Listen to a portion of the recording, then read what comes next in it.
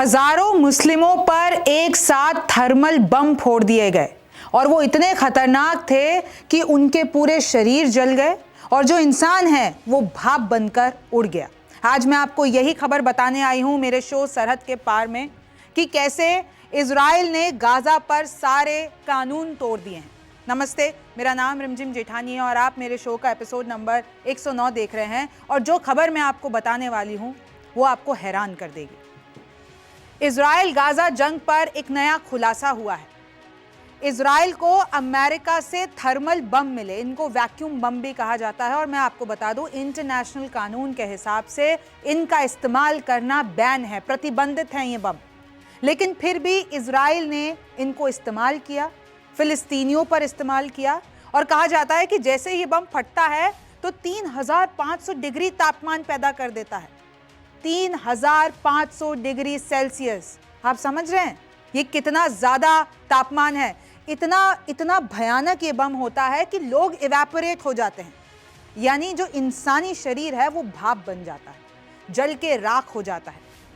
Report आई है the rest of the story में ये खुलासा किया गया है, ये दावा किया गया है कि इजराइल ने ये प्रतिबंधित बम गाजा पर इस्तेमाल किए, फिलिस्तीनियों की मौत हुई।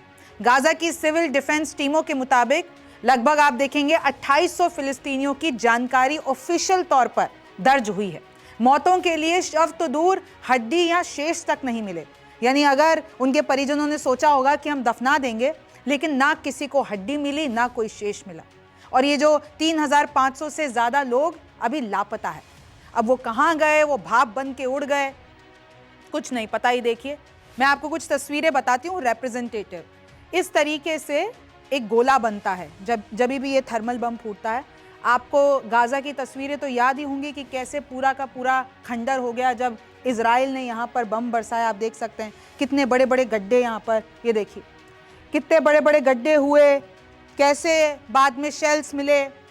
और अगर मैं आपको बताती हूँ ये कुछ रिप्रेजेंटेटिव तस्वीरें हैं उस वैक्यूम बम की, उस थर्मल बम की जिसके बारे में मैं बात कर रही हूँ। देखिए ऐसे आग का गोला बनता है और इतना ज्यादा तापमान होता है कि सब कुछ शून्य हो जाता है।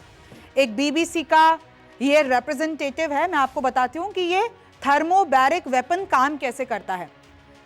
प्रिसीजन स्ट्राइक होती है, जैसे ये है इमारत, ये यहां पर आया, यहां पर लोग हैं, यहां पर ये फूटा तो एक तरीके से आग का गोला बन जाएगा और इसमें इतना तापमान हो जाएगा कि इसकी जो पहुंच है वो यहां तक चली जाएगी। अभी जितने भी लोग हैं यहां पर वो तापमान इतना होगा कि उनका शरीर जल जाएगा और वो भाप बनकर उड़ जाएंगे, यानी कोई भी निशान आपको नहीं मिलेगा उस आदमी की मौत के बाद।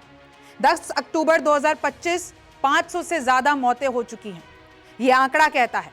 मस्जिद गई एक, वहां पर चश्मदीद बताती है कि जब मैं मस्जिद गई, मैं अपने पति और अपने बेटे को ढूंढ रही थी, तो जैसे ही मैं मस्जिद गई तो मेरे पैर मांस और खून में लदे थे।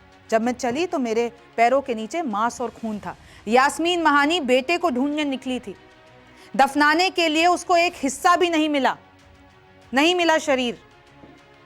इस तरीके से ये बम काम करते हैं।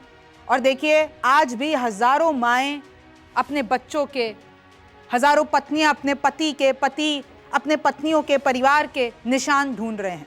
और अगर मैं आपको आधिकारिक आंकड़ा बताती हूं कि अब तक 72,000 लोगों की इस जंग में, गाजा और इजराइल की जंग में मौत हो चुकी है।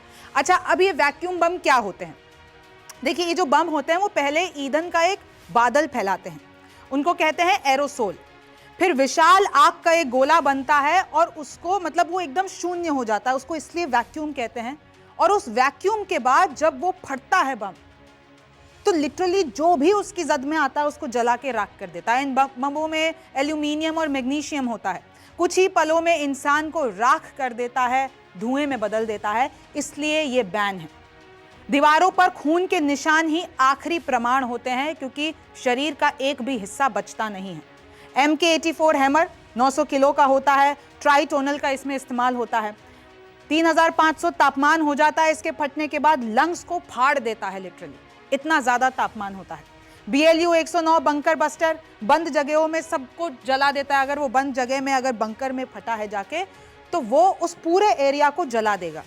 GBU 39 एक स्कूल में आरोप लगता है कि स्कूल में इसको फोड़ा गया था और उसके बाद जो परिजन है वो बच्चों की लाश ढूंढने आए थे। तो आप देख रहे हैं कि इस रिपोर्ट ने ये जो खुलासा किया है बहुत बड़ा है, और अगर ये सच साबित होता है तो इंटरनेशनल कानून के तहत इजराइल पर, नेतन्याहू पर मुकदमा चल सकता है। आपको क्या लगता है? कमेंट सेक्शन में जरूर बताइए। मेरा नाम रिमझिम जेठानी है, आपसे फिर मुलाकात होगी। नमस्कार, मैं हूं मानक गुप्ता। अगर आपको हमारा ये वीडियो पसंद आया हो तो इसे लाइक और शेयर जरूर करें, और हां, हमें सब्सक्राइब और फॉलो करना ना भूलें ताकि आप देश और दुनिया की कोई खबर मिस ना करें। तो जुड़े रहिए हमारे साथ और देखते रहिए News 24।